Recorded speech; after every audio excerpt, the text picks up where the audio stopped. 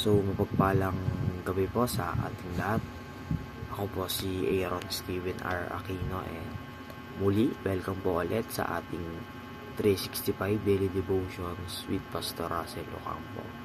So, ngayong araw po is ipagpapatuloy natin ang ating talakayan patungkol sa topic na Understanding the Church. Now, para naman po sa ating topic for today, na may pamagat na The Church is called to disciple the nations. Now, sabi po dito sa Matthew chapter 28 verse 19, "Therefore, go and make disciples of all nations, baptizing them in the name of the Father, and of the Son, and of the Holy Spirit." Or sa Tagalog naman po, "Kaya't humayo kayo, gawin ninyong alagad ko ang mga tao sa lahat ng mga bansa. Bautismuhan niyo sila sa pangalan ng Ama, at ng Anak, at ng Espiritu Santo." Now, para naman po sa ating katuroan ngayong araw, first is, the church is mandated to disciple all ethnic groups. So, yung church daw po is binuo na may tungkulin na disipuloyin ang lahat ng ethnic groups dito sa iba't ibang mga bansa. Halimbawa na lang is, alam naman natin dito sa ating bansa, which is Pilipinas, na napakarami nating pangkat etniko. So, ano nga ba yung pangkat etniko? So, yung pangkat etniko po is binubuo ng mga taong mayroong pare-parehong paniniwala or sabihin na natin kultura. So, ayun daw po mga ethnic group is kumbaga tungkulin ng church na ma-disciple po yung mga ethnic groups. And pangalawa naman po sa ating katuroan is, the church is not meant to be few in number or minority.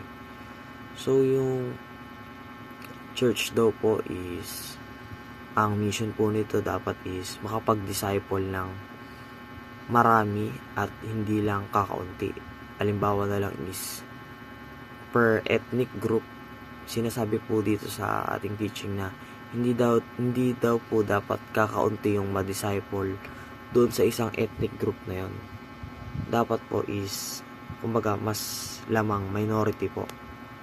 And lastly po sa ating katuroan is, the church is commissioned to transform nations into godly nations. So yung mission po ng church is kumbaga baguhin yung bansa tungo doon sa pagiging godly nations, kumbaga maka-Diyos na bansa. At dito is kumbaga magiging godly centered yung isang bansa, at the same time nakakakilala at nananampalataya sa Diyos. And para naman po sa ating application ngayong araw, first is, join a church that makes disciples. So,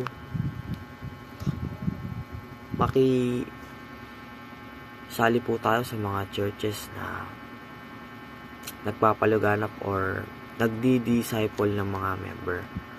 And pangalawa naman po sa ating katuroan is, join a visionary and missionary church.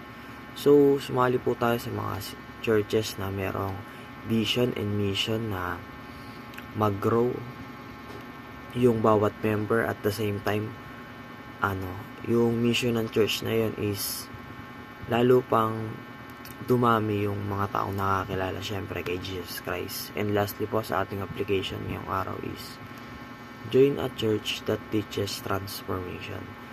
So, makilahok po tayo sa mga churches na merong goal na or merong tinuturo na pagbabago. Kumbaga, bilang isang member ng church, that meron pong makitang pagbabago sa ating buhay.